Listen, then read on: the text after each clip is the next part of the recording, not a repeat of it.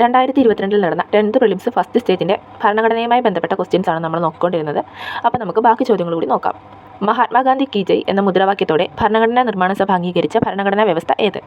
മഹാത്മാഗാന്ധി കി ജയ് എന്ന മുദ്രാവാക്യത്തോടെ ഭരണഘടനാ നിർമ്മാണ സഭ അംഗീകരിച്ച ഭരണഘടനാ വ്യവസ്ഥ ഏത്? ഇതിൻ്റെ ഉത്തരം ഓപ്ഷൻ ബി ആണ്, അയിത്ത നിർമ്മാർജ്ജനം. ആർട്ടിക്കിൾ 17 അയിത്തം, തൊട്ടുകൂടായ്മ എന്നിവ നിരോധിക്കുന്നുവെന്ന് പറഞ്ഞിരിക്കുന്നത്. ആർട്ടിക്കിൾ 17 അയിത്ത നിരോധനം. അടുത്ത ചോദ്യം, ദേശീയ മനുഷ്യാവകാശ കമ്മീഷന്റെ അധ്യക്ഷനായി നിയമിക്കപ്പെട്ട ആദ്യ മലയാളി. ദേശീയ മനുഷ്യാവകാശ കമ്മീഷന്റെ അധ്യക്ഷനായി നിയമിക്കപ്പെട്ട ആദ്യ മലയാളി. ഇതിൻ്റെ ഉത്തരം വരുന്നത് ഓപ്ഷൻ എ ആണ്, justice K G Balakrishnan. Justice K G ബാലകൃഷ്ണനാണ് ദേശീയ മനുഷ്യാവകാശ കമ്മീഷന്റെ അധ്യക്ഷനായി നിയമിക്കപ്പെട്ട ആദ്യ മലയാളി. ദേശീയ മനുഷ്യാവകാശ കമ്മീഷന്റെ ആദ്യ അധ്യക്ഷൻ ജസ്റ്റിസ് രംഗനാഥ മിശ്രയാണ്. ജസ്റ്റിസ് കെ ജി ബാലകൃഷ്ണൻ മനുഷ്യാവകാശ കമ്മീഷന്റെ അധ്യക്ഷനായി നിയമിക്കപ്പെട്ട ആദ്യ മലയാളി. ജസ്റ്റിസ് രംഗനാഥ മിശ്ര ദേശീയ മനുഷ്യാവകാശ കമ്മീഷന്റെ ആദ്യ അധ്യക്ഷൻ. നിലവിലെ അധ്യക്ഷൻ justice V Ramasubramanian. Justice P രാമസുബ്രഹ്മണ്യമാണ് ദേശീയ മനുഷ്യാവകാശ കമ്മീഷന്റെ നിലവിലെ അധ്യക്ഷൻ. നമുക്കൊന്നും കൂടി പറയാം. ദേശീയ മനുഷ്യാവകാശ കമ്മീഷന്റെ അധ്യക്ഷനായി നിയമിക്കപ്പെട്ട ആദ്യ Malayali justice K G Balakrishnan.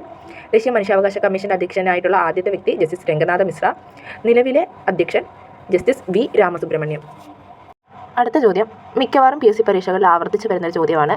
ദേശീയ വിവരാവകാശ കമ്മീഷൻ നിലവിൽ വന്ന വർഷം. ദേശീയ വിവരാവകാശ കമ്മീഷൻ നിലവിൽ വന്ന വർഷം. ഇതിൻ്റെ ഉത്തരം വരുന്നത് ഓപ്ഷൻ സി ആണ്, 2005. ദേശീയ വിവരാവകാശ കമ്മീഷൻ നിലവിൽ വന്നത് 2005. അടുത്ത ചോദ്യം, ക്യാബിനറ്റ് മിഷന്റെ നിർദ്ദേശപ്രകാരം 1946 രൂപീകരിക്കപ്പെട്ട ഭരണഘടനാ നിർമ്മാണ സഭയുടെ അധ്യക്ഷൻ. ക്യാബിനറ്റ് മിഷന്റെ നിർദ്ദേശപ്രകാരം 1946 രൂപീകരിക്കപ്പെട്ട ഭരണഘടനാ നിർമ്മാണ സഭയുടെ അധ്യക്ഷൻ.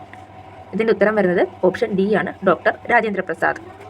ഡോക്ടർ രാജേന്ദ്ര പ്രസാദാണ് ക്യാബിനറ്റ് മിഷന്റെ നിർദ്ദേശപ്രകാരം 1946 രൂപീകരിക്കപ്പെട്ട ഭരണഘടനാ നിർമ്മാണ സഭയുടെ അധ്യക്ഷൻ. പ്രസിദ്ധമായ വന്ദേമാതരം എന്ന ഗാനം അടങ്ങിയിട്ടുള്ള ആനന്ദമഠം എന്ന നോവൽ എഴുതിയത് ആര്? പ്രസിദ്ധമായ വന്ദേമാതരം എന്ന ഗാനം അടങ്ങിയിട്ടുള്ള ആനന്ദമഠം എന്ന നോവൽ എഴുതിയത് ആര്?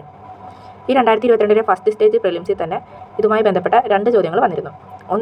ഒന്ന് നമ്മൾ ആദ്യത്തെ പാർട്ടിൽ ഡിസ്കസ് ചെയ്തായിരുന്നു. ചോദ്യം, ഇന്ത്യയുടെ ദേശീയ ഗീതമായ വന്ദേമാതരം ബംഗാളി കവിയായ ബങ്കിം ചന്ദ്ര ചാറ്റർജിയുടെ ഏത് കൃതിയിൽ നിന്ന് എടുത്തതാണ്?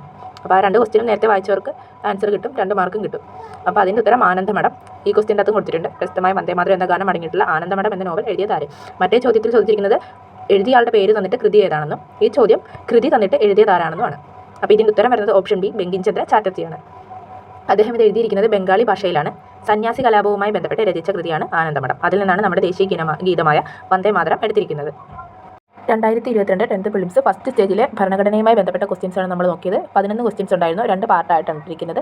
ഇനി നമുക്ക് സ്റ്റേജ് 2 ക്വസ്റ്റ്യൻസുമായിട്ട് അടുത്ത ദിവസം കാണാം.